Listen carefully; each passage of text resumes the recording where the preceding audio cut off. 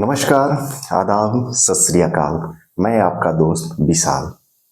तारीख 22 अप्रैल 2025 और इस तारीख को पहलगाम में एक आतंकी घटना होती है जो काफी दर्दनाक था और इसके अगेंस्ट में भारत सरकार के द्वारा 5 कठोर कदम उठाए जाते हैं। और इस 5 जो कदम उठाया गया था उसमें काफी चर्चा में था इंडस वाटर ट्रीटी को भारत के तरफ से एक तरफा रद्द कर दिया गया। तो इस वीडियो में हम लोग जानेंगे कि ये इंडस वाटर ट्रीटी यानी सिंधु जल संधि क्या है, इसके हिस्ट्री को खंगालेंगे। ये काफी चर्चा में भी रहता है इंडस वाटर ट्रीटी पहले से भी, और ये काफी इतिहास में काफी विवादों से भरा हुआ यह एक जल संधि था अपने आप में। तो इसका इतिहास भी आज खंगालेंगे और इस जो स्टेप को लिया गया है भारत सरकार के द्वारा, इससे पाकिस्तान पर क्या असर पड़ेगा इसको भी हम लोग देखेंगे। यकीन मानिए यह वीडियो काफी दिलचस्प होने वाला है क्योंकि इसका हिस्ट्री जो है अपने आप में काफी दिलचस्प है।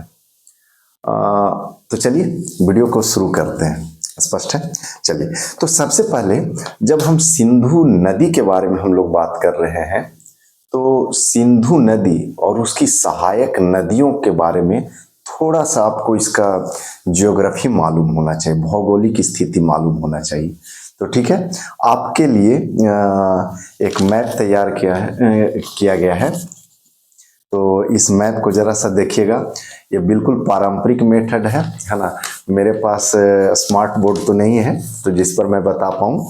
तो चलिए, तो ये है मैप। अब इसे जरा सा देखिएगा, ये इंडिया का मैप है। अब इस इंडिया के मैप में आप देख रहे होंगे, एक ही बार में थोड़ा इसे स्पष्ट आप लोग कर लीजिएगा।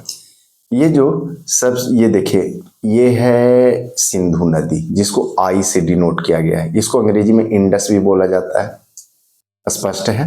फिर है झेलम, फिर है चिनाब, स्पष्ट है। फिर है रावी, फिर है ब्यास और लास्ट में है सतलज नदी, स्पष्ट है।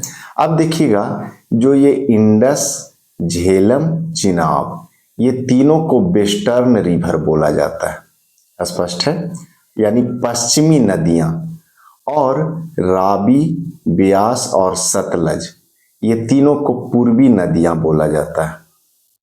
और ये देखिएगा, ये जो सिंधु नदी है यहाँ चाइना है, ये चाइना का तिब्बत है ना, ये तिब्बत है एरिया।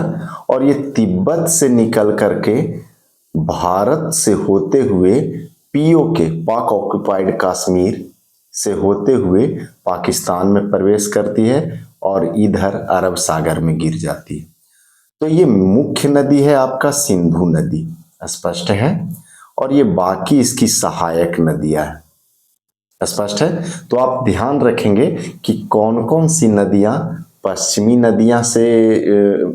नदियां बोला जाता है और किस किस नदी को पूर्वी नदी बोला गया है, क्योंकि इसका आगे जरूरत पड़ेगा, स्पष्ट है। ठीक है, तो देख लीजिएगा, सिंधु नदी चाइना से निकल करके भारत से होते हुए पाकिस्तान में से गुजरती है। यहां तक क्लियर है। चलिए, तो अब इसको अब हम रखते हैं, अब आगे बात को आगे बढ़ाते हैं। अब देखिएगा, तो ये अब ये जो सिंधु नदी, अच्छा एक यहाँ पर टर्म आता है ज्योग्राफी में, कोई ऐसी नदी जो कई एक पॉलिटिकल बॉर्डर को क्रॉस करते हुए गुजरती है। पॉलिटिकल बॉर्डर या तो स्टेट हो सकता है या कंट्री हो सकता है। तो उस तरह की नदी को ट्रांस बाउंड्री रिवर बोला जाता है, ट्रांस बाउंड्री रिवर, है ना। यानी स्पष्ट है, सिंधु नदी 3 देशों से गुजरती है, चाइना, भारत और तब पाकिस्तान। तो ये कैसा रिवर है? Trans boundary river. अब देखिएगा, अब इसका एक दिलचस्प बात आपको ये भी बताएं कि ये ज्योग्राफी में एक और टर्म आता है कि अगर कोई नदी, आप देख रहे होंगे कि ये चाइना से निकल करके भारत से होते हुए पाकिस्तान में गुजरती है, तो जो यानी नदी का ढलान तो ऑब्वियस सी बात है, ऊंचे से नीचे की ओर बहते चली जाती है और अंत में अरब सागर में जाकर के मिल जाती है। तो जो ऊपर वाला एरिया है ना, यानी ऊपर वाला एरिया कौन सा हो गया, हमारा भारत हो गया मेनली, है ना, या चाइना हो गया। तो ये ऊपर वाला एरिया है भारत, तो इसको अपर राइपेरियन रीजन बोला जाता है। अपर राइपेरियन रीजन, है ना, ये भारत हो गया। और जहां पर ढलान है ना, उसको बोला जाता है डाउन स्ट्रीम राइपेरियन रीजन। स्पष्ट है, बहुत ज्यादा टेक्निकल नहीं है, बस दो टेक्निकल टर्म यूज किए हैं। अपर राइपेरियन रीजन जो ऊंचे जगह पर स्थित है, और डाउन स्ट्रीम राइपेरियन रीजन, है ना, जो नदी के निचले हिस्से में पड़ता है। तो ऑब्वियस सी बात है, भारत है जो अपर राइपेरियन रीजन में है, और पाकिस्तान है जो डाउन स्ट्रीम राइपेरियन रीजन में। एक टर्म ये यूज किए हैं और दूसरा टर्म यूज किया ट्रांस बाउंड्री रिवर। तो कोई बड़ा टर्म तो है नहीं, है ना, इतना तो बहुत ईजी है। तो ट्रांस बाउंड्री रिवर जो कई एक स्टेट या कोई अलग अलग कंट्री से होकर गुजरती है, तो उसको, है ना, वैसा बोला जाता है ट्रांस बाउंड्री रिवर। तो सिंधु जो नदी है वो ट्रांस बाउंड्री रिवर है। अब चलिए आगे बात बढ़ाते हैं। अच्छा, ये जो अपर राइपेरियन रीजन और जो डाउन स्ट्रीम राइपेरियन रीजन जो बोले हैं, इसका आगे जरूरत पड़ेगा, इसलिए इस बात पर हम जोर भी दे रहे हैं। स्पष्ट है, तो चलिए अब आगे बढ़ते हैं। ये तो हो गया इसका भौगोलिक स्थिति। अब इसका हिस्ट्री, जो दिलचस्प हिस्सा है, उसको हम लोग देखते हैं। तो ये हिस्ट्री, इसका शुरुआत हुआ था 19 सितंबर 1960 ईस्वी को लाहौर में पाकिस्तानी प्रेसिडेंट उस समय थे जनरल आयूब खान, और उस समय के तत्कालीन प्राइम मिनिस्टर हमारे थे पंडित जवाहरलाल नेहरू जी। ये दोनों इंडस वाटर ट्रीटी यानी सिंधु जल संधि पर इन्होंने साइन किया था, और इसका मीडिएटर बना था वर्ल्ड बैंक। स्पष्ट है, ध्यान दीजिएगा। 19 सितंबर 1960 ईस्वी को लाहौर में, है ना, पाक प्रेसिडेंट जनरल आयूब खान और उस समय के तत्कालीन भारतीय प्राइम मिनिस्टर पंडित जवाहरलाल नेहरू, इन दोनों ने मिलकर के इंडस वाटर ट्रीटी यानी सिंधु जल संधि को साइन किए थे, और मीडिएटर मध्यस्थता जो की थी वर्ल्ड बैंक ने किया था। यहां तक स्पष्ट। अब आगे बढ़ते हैं।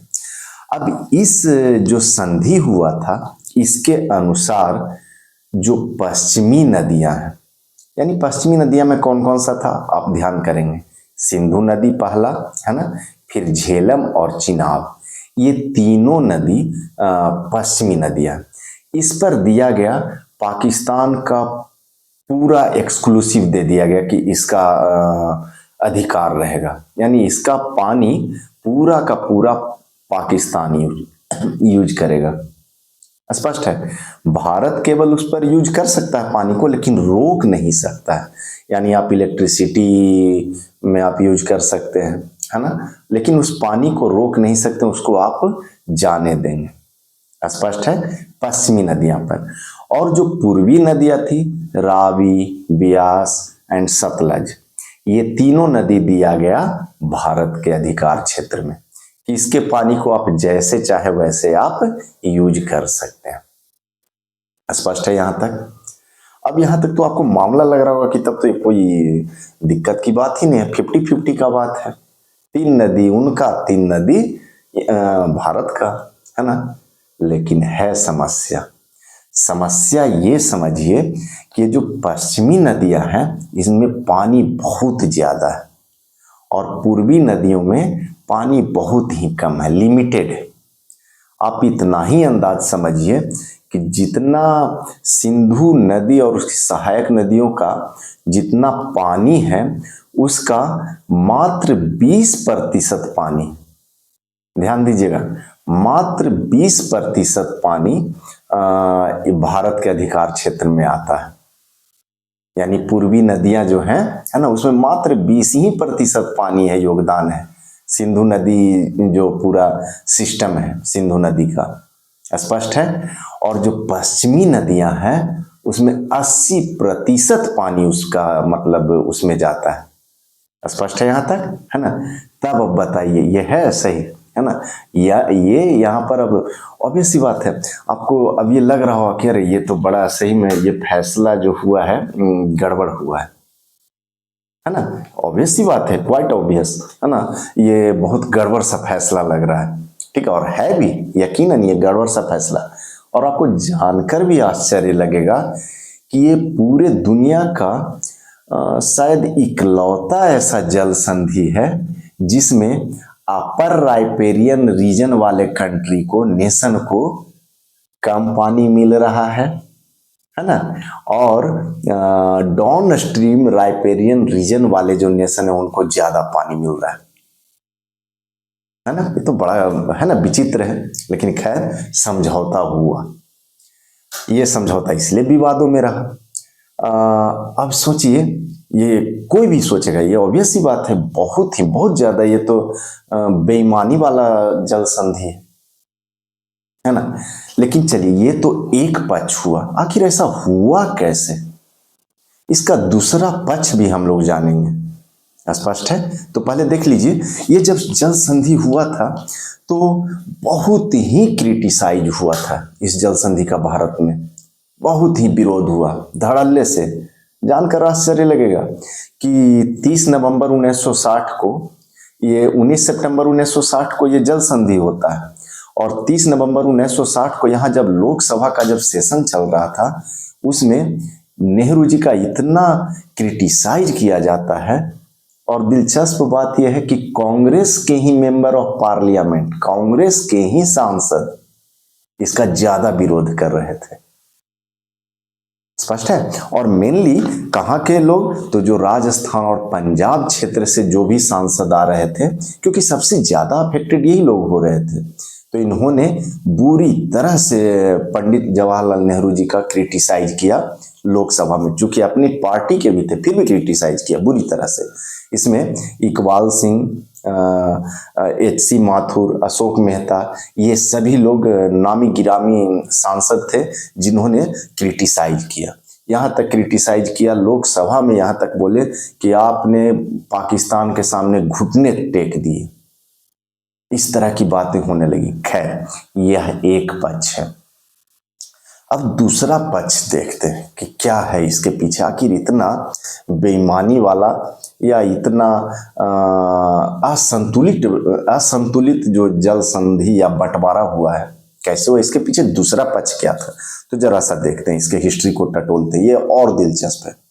अब हुआ क्या था, 1947 में भारत आजाद होता है और उस समय भारत और पाकिस्तान का विभाजन भी होता है। लेकिन 1947-48 में ही आपको पता होगा कि जम्मू कश्मीर के अधिग्रहण के लिए भारत और पाकिस्तान में युद्ध हो जाता है। पाकिस्तान ने ही पहला हमला किया था और तब जाकर के जम्मू एंड कश्मीर का अधिग्रहण होता है, भारत सरकार अधिग्रहण करती है। और ये भी बड़ा दिलचस्प मामला है, हिस्ट्री का अपने आप में बहुत ही दिलचस्प मामला है। अगर कभी मौका मिलेगा तो इस पर भी मैं एक वीडियो जरूर बना दूंगा, ठीक है।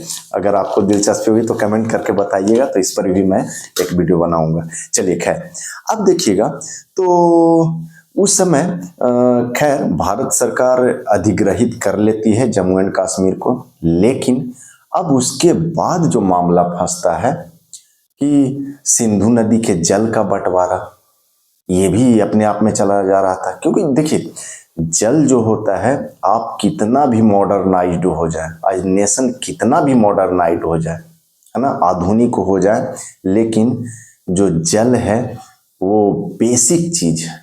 इसके बिना मानव जीवन क्या, पृथ्वी पर जीवन ही संभव नहीं है। आप जानते ही हैं ना कि पृथ्वी जो है अपना यूनिक ही है इसी के लिए, जल और वायु के लिए। स्पष्ट है, इसी के चलते यहाँ जीवन भी है। खैर, तो अब देखिएगा, तो ये मामला उस समय तो ये ज्वलंत मुद्दा था ही। खैर, अब होता क्या है, 1948 में भारत सरकार सिंधु नदी का पानी रोक देती है अपने काम के लिए, सिंचाई के लिए। अब तिलमिलाया हुआ पाकिस्तान, उस समय पाकिस्तान के प्रधानमंत्री थे लियाकत अली खान। ये दौड़े दौड़े भागे भागे न्यू दिल्ली आए और वहां पर 1948 का एग्रीमेंट होता है भारत सरकार के साथ में, है ना। उसमें कुछ बातें होती है कि इसके मामले में कुछ बातें होती है, लेकिन ऐसा नहीं है कि कोई विशेष सॉल्यूशन निकल पाता है। खैर, मामला ठंडे बस्ते में थोड़ा दिन के लिए चला जाता है, लेकिन ये आग सुलगता रहा। एक तो कश्मीर का मुद्दा और ऊपर से कश्मीर से बहने वाली ये सिंधु नदी का मुद्दा, बहुत ही ज्वलंत मुद्दा। और इतना टेंशन बढ़ता जा रहा था, इतना टेंशन बढ़ता जा रहा था कि कहा क्या ही जाए। अब आगे बात बढ़ते हैं तो 1951-52 में हमारे यहाँ इलेक्शन होता है और इलेक्शन के बाद हम भारत जो है डेमोक्रेसी के रास्ते पर सक्सेसफुली चल पड़ती है। अब क्या होता है, लेकिन पाकिस्तान उस समय भी उलझा हुआ था और उस समय क्या आज भी उलझा हुआ है। जैसे वहां का नीति ही कुछ बहुत ही अजीब सा है। पाकिस्तान सेना अलग चीज है, पाकिस्तान गवर्नमेंट अलग चीज है और पाकिस्तानी जनता अलग चीज है। ये तीनों में आपस में अजीब सा, मतलब कोई एक दूसरे से मतलब ये नहीं है, तीनों का तीनों अलग अलग चीज चलता है ना। तो आज भी उलझा हुआ, खैर उस समय भी उलझा हुआ था और खास करके पूर्वी पाकिस्तान और पश्चिमी पाकिस्तान को लेकर के उलझा हुआ था। पूर्वी पाकिस्तान यानी बांग्लादेश को लेकर के, है ना। अब देखिएगा तो उस समय थोड़ा सा ये जानकारी आपको देना पड़ेगा क्योंकि ये कहानी बड़ा दिलचस्प है। उस समय पाकिस्तान के प्रेसिडेंट थे जनरल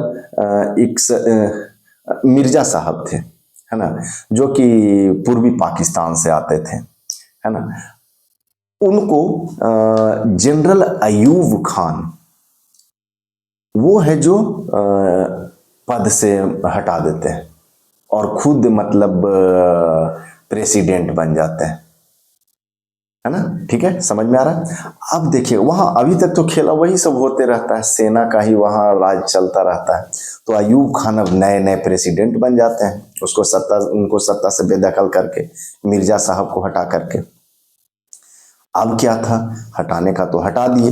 तो अब अयूब खान के पास था पाकिस्तानी आवाम को दिखाना कि हम देखिए आई एम बेटर ऑप्शन, यानी मैं अच्छा विकल्प हूं, जो पिछले जो थे मिर्जा साहब, है ना, उनसे ज्यादा काम करके दिखाऊंगा, है ना। तो अब ये बात चल पड़ती है। तो अब ये क्या करते हैं, इस अयूब खान भारत सरकार को आमंत्रित करते हैं कि आइए कश्मीर और सिंधु नदी के बारे में हम लोग बात करते हैं। जाते हैं, नेहरू जी भी जाते हैं और नेहरू जी की पूरा टीम जाती है वहां। अब वहां पर जब जाते हैं ये पूरा इंडियन टीम, तो वहां भव्य स्वागत किया जाता है ना। मेजबानी में कोई कमी नहीं छोड़ते हैं अयूब खान, स्पष्ट है। अब उसके बाद साथ ही साथ ये पूरे पाकिस्तान का दौरा भी करवाते हैं और पाकिस्तान का दौरा करवाते हैं नेहरू जी को, पंडित जी को। और दौरा करवाने के बाद वो दिखाते हैं कि देखिए साहब, अयूब खान बोलते हैं कि देखिए यहाँ कितनी गरीबी है, अगर यहाँ पानी नहीं मिलेगा तो इतनी गरीबी है कि ये रेगिस्तान में बदल जाएगा और हमारी सारी जनता भूखे मर जाएगी। एक तो ऐसे ही हमारे के पास इतना संपदा कम आया है, जमीन कम आया है बंटवारे में, तो अब देखिए ये हालत हो जाएगा। वो मतलब एक प्रकार से रिक्वेस्ट करते हैं, गिराते हैं अयूब खान, स्पष्ट है। तब और नेहरू जी थोड़ा इमोशनल टाइप के व्यक्ति थे और ठीक है, इमोशनल टाइप के थोड़ा व्यक्ति थे। और ऐसा बात नहीं है, भारत ने हमेशा ये रिस्पेक्ट के साथ कहते, गर्व के साथ भी कहते हैं कि भारत ने हमेशा बड़ा भाई का भूमिका निभाया है। उस समय भी नेहरू जी को भी उचित लगता है कि चलो कितना अब ये कश्मीर का मुद्दा खींचा जाए, हो सकता है अगर हम यहाँ पर नॉर्मल पड़ जाते हैं तो ये अब कश्मीर का राग अलापना बंद कर देंगे और तब हमारे देश में भी शांति आ जाएगी।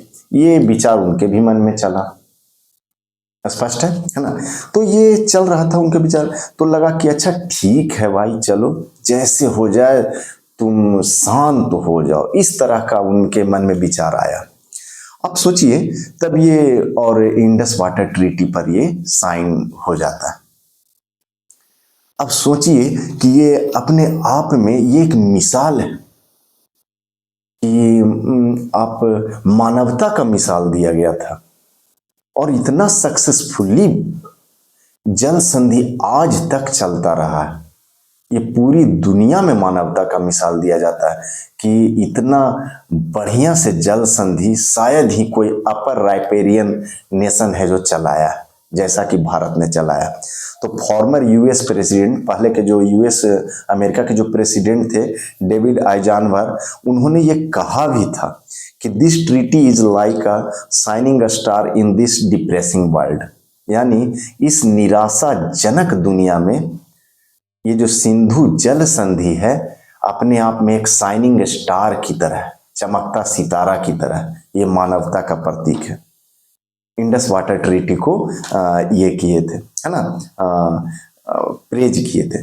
और ये भी ध्यान रखना है कि इसमें मध्यस्थता वर्ल्ड बैंक कर रही थी और वर्ल्ड बैंक में दबदबा यूएसए का, अमेरिका का, और अमेरिका किसका पक्षधर था? पाकिस्तान का। तो इन सब बातों को भी मद्देनजर रखता है। खैर बहरहाल ये भी बात आपको बोले कि हाँ, भारत ने हमेशा मौका दिया है पाकिस्तान को सुधारने का कि आप बड़ा भाई का भूमिका हमेशा निभाया। उतना ही नहीं, आपको ये भी ख्याल होगा कि ये पहला बार ऐसा नहीं था। 1971 के युद्ध में भी जब हमारी भारतीय सेना ने द आयरन लेडी, है ना, इंदिरा गांधी जी के टाइम में भारतीय सेना, आपको पता है उस समय जब युद्ध हुआ था 1971 में, तो 93,000 पाकिस्तान सैनिक को अपने कब्जे में ले लिया था और 15,010 वर्ग किलोमीटर इतना जमीन को, पाकिस्तान के जमीन को घेर लिया था भारतीय सेना ने, पाकिस्तानी सरजमी को। और उस समय आप समझ सकते हैं ये जो पीओके है, पाक ऑक्यूपाइड कश्मीर, उसके भी एरिया को घेर लिया था इंदिरा गांधी जी के नेतृत्व में। लेकिन दौड़े दौड़े फिर जब पाकिस्तान ने आत्मसमर्पण किया था भारतीय सेना के सामने, तो उस समय के पीएम थे जुल्फिकार अली भुट्टो साहब।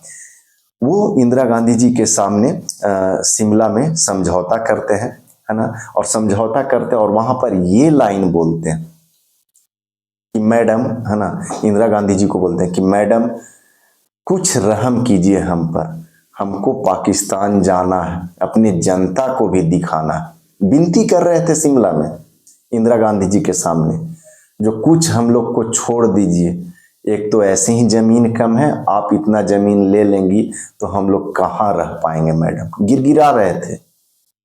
और इंदिरा गांधी जी ने भी उस समय, है ना, दया दिखाई, मानवता दिखाई, जो कहिए, है ना, और माफ कर दिया। उनके 93,000 सैनिक को भी छोड़ दिया, है ना, और उनके एरिया को भी छोड़ दिया, है ना। कई लोग इसकी आलोचना भी करते हैं। खैर वैसा ही हुआ था। अयूब खान जी ने जब इंडस वाटर ट्रीटी पर साइन करवाया, और साइन करवाने के बाद बड़ा दिलचस्प है कि साइन होते ही अयूब खान मुजफ्फराबाद में, पाकिस्तान के मुजफ्फराबाद में भाषण दे रहे होते हैं कि ये इंडिया और पाकिस्तान का मामला तब तक शांत नहीं हुआ जब तक कि हम लोग कश्मीर को नहीं ले लेंगे। अब बताइए, ऐसा भी भारत सब बार मौका दे रहा था, है ना, और सब बार मतलब उल्टा ही, मतलब ये लोग इसलिए मौका दे रहे थे कि अब शांत हो जा, अब शांत हो जा, अब शांत हो जा। लेकिन बार बार मौका देने के बाद भी, है ना, फिर 1999 में भी कारगिल युद्ध किया पाकिस्तान ने, है ना। तो बार बार मौका दिया गया, ऐसा बात नहीं। खैर, अब आते हैं निर्णय पर। मैंने दोनों पक्ष को आपके सामने रखा, स्पष्ट है। ये कोई पॉलिटिकल चैनल नहीं है, ये एजुकेशनल चैनल है। तो अब आप जिस तरफ आपका झुकाव हो, है ना, आप चुन सकते हैं। मेरा काम था कि मतलब दोनों पक्ष को आपके सामने रखना, स्पष्ट है। आपका जिधर आपका जैसा सोच बनता है वैसा आप अपना सोचें, है ना। ठीक है, चलिए अब आगे बढ़ते हैं। आप सभी लोग बुद्धिजीवी वर्ग हैं, है ना। आपकी अपनी अपनी राय होगी। मैंने केवल तथ्य को इतिहास से आपके सामने दोनों पक्ष को रखा है, स्पष्ट है। चलिए अब खैर, और ये आपको लग रहा होगा कि ये जो अपने आप में ये जो सिंधु जल संधि है ना, इस पर जो स्टेप अब जो है भारत सरकार उठाई है, क्योंकि अब एकदम सहन के परे हो गया। पहलगाम घटना, बहुत बार मौका मिल गया है और भारत सरकार ने ये स्टेप उठाया है। तो ये इतना अपने आप में मारक स्टेप है, सिंधु जल संधि को खत्म करना, कि आप इमेजिन नहीं कर सकते हैं कि उस समय के एक इस ट्रीटी के में क्रॉजली इन्वॉल्व थे इस जल संधि में।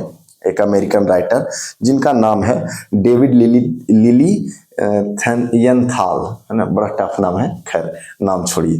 खैर, ये क्या है, ये बोले भी थे, इस बात को कोट भी किए थे कि पाकिस्तान विपन के माध्यम और आर्मी के माध्यम से, है ना, अस्त्र शस्त्र और आर्मी के माध्यम से भारत को उतना खतरा नहीं पहुंचा सकता है जितना भारत सिंधु नदी के पानी रोक करके पाकिस्तान को खतरा पहुंचा सकता है। तो भारत जो अब है डिप्लोमेटिक लड़ाई लड़ रहा है ना।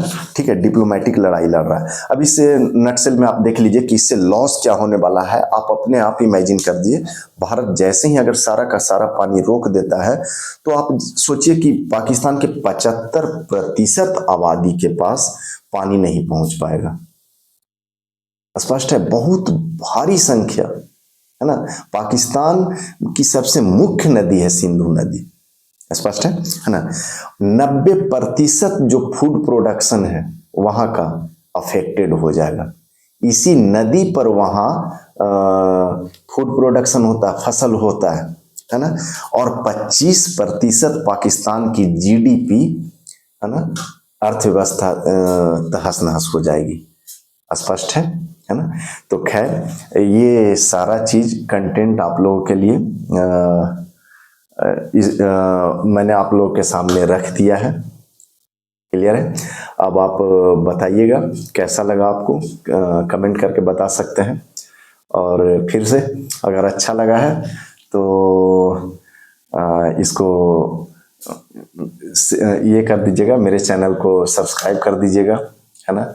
और अगर बोर हो गया है तो और लोगों को शेयर कर दीजिएगा, और लोगों को भी बोर होने का मौका दें। ठीक है, चलिए, थैंक यू, बाय बाय।